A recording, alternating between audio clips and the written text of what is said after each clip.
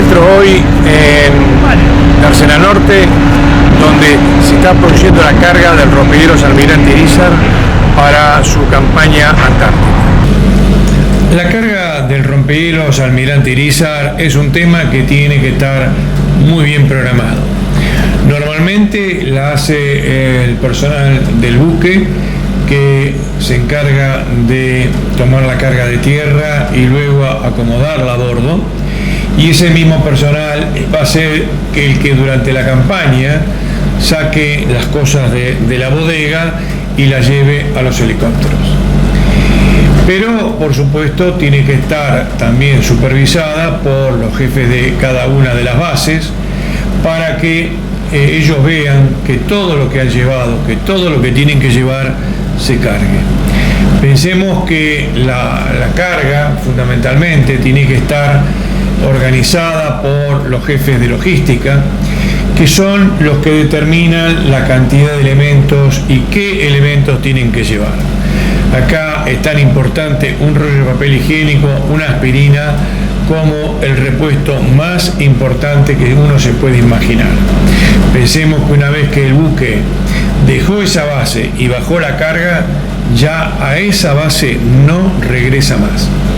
Y si cuando el buque zarpa se dan cuenta que algo quedó en su bodega, desgraciadamente ese elemento, o si se olvidaron algo, ya no lo van a tener por el resto del año. Entonces, es fundamental el control por parte de los jefes de base y los jefes de logística correspondientes para que todo lo que está organizado esté a bordo. La carga normalmente se realiza cargando primero aquellos elementos que van a las bases que se van a tocar a último momento. Es decir, lo último que se carga es la base más próxima o la primera base que se va a tocar. El buque organiza su navegación de acuerdo a los hielos, a la información meteorológica y glaciológica que tiene antes de zarpar, y en base a eso determina cuáles son las bases que va a tocar primero y cuáles son las bases que va a tocar último.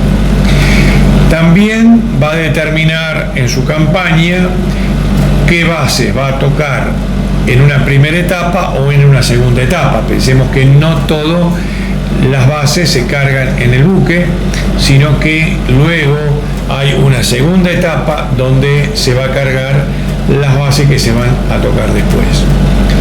Pero la carga tiene que tener una particularidad muy importante.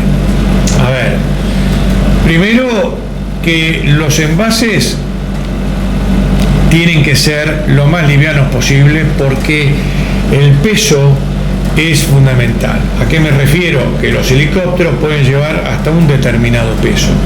Entonces, si yo pongo un envase muy grande, voy a tener dos problemas.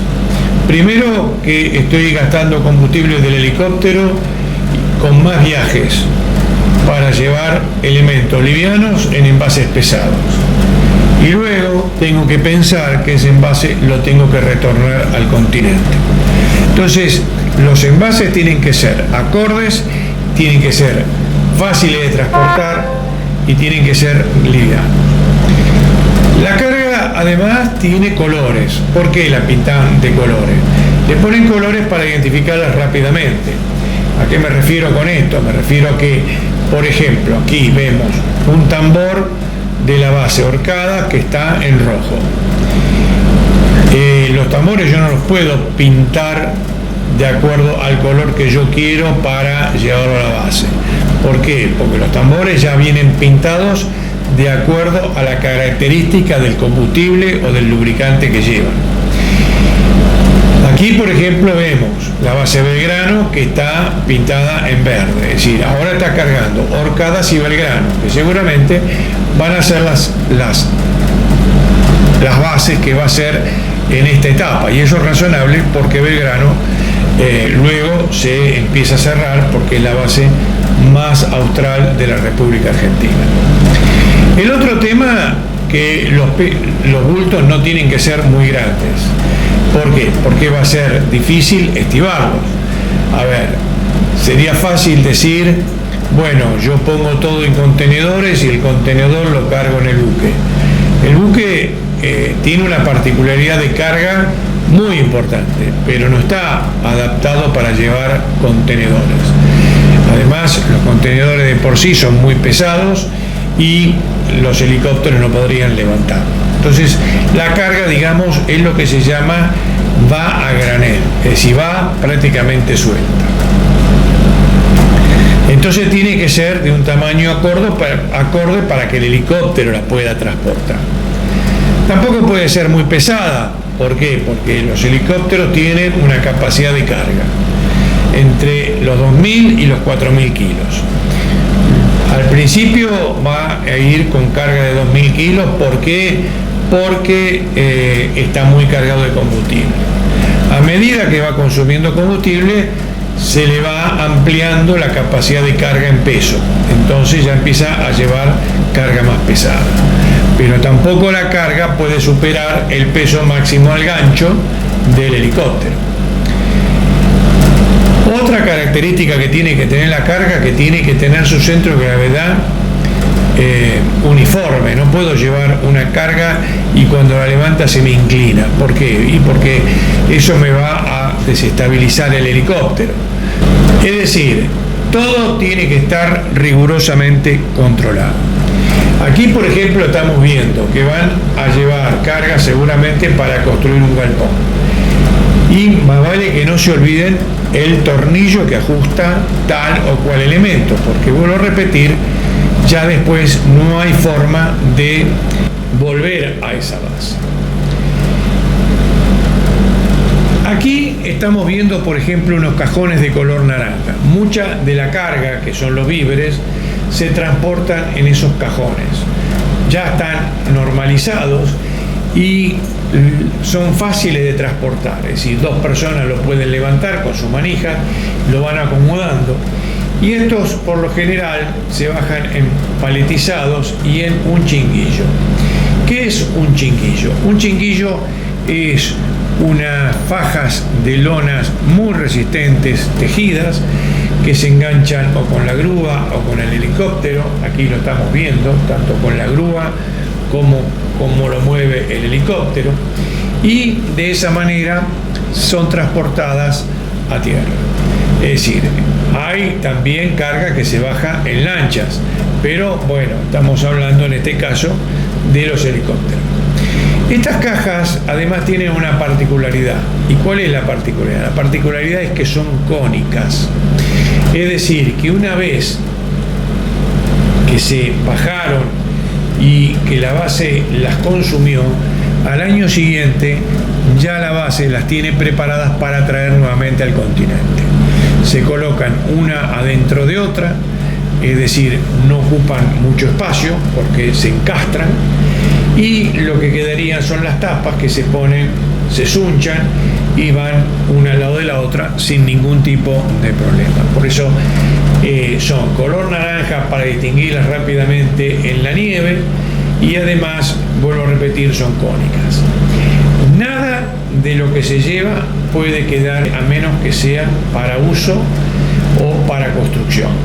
Todos los residuos el rompehielos los trae. Nosotros lo que estamos viendo hasta ahora es van a ir a la base más cercana, mejor dicho, a la primera que se va a tocar. El buque tiene varias bodegas, como dije, y toda la carga que son a las bases va a popa. Es más, inclusive la comida que va frigorizada, es decir, que tiene que ir congelada a la Antártida, también va a las frigoríficas que existen en el sector de popa del barco. Todo lo que es, en cambio, la comida para servicio del buque, es decir, para el personal del buque, el personal de pasaje que va a ir, el personal científico, etcétera, todo lo que el buque va a consumir para alimentar a toda la dotación y a las personas que están a bordo, eso va en proa. se carga con esas grúas que están ahí. Ahí vemos algo de la comida que está por cargarse. ¿Por qué? Porque todos los depósitos de víveres y frigoríficas para servicio del buque están en la parte de proa. Con esto quise explicar un poquito cómo es la carga del rompehielos Almirante Irizar, cómo se prepara para la campaña. Hay otros buques que también lo van a acompañar, que llevan carga. Algunos podrán acercarse a las bases, otros lo apoyan y le pasan la carga al rompehielos para que éste pueda seguir abasteciendo las bases. Espero que este video, como siempre digo, haya servido, les haya aclarado un poquito cómo es la carga del rompehielos cuando lleva los elementos que necesitan las bases antárticas. Como siempre digo, muchas gracias a todos por seguirme, y la idea era explicar este tema para clarificar que muchos me han preguntado. Nuevamente, gracias a todos y nos veremos en un próximo video.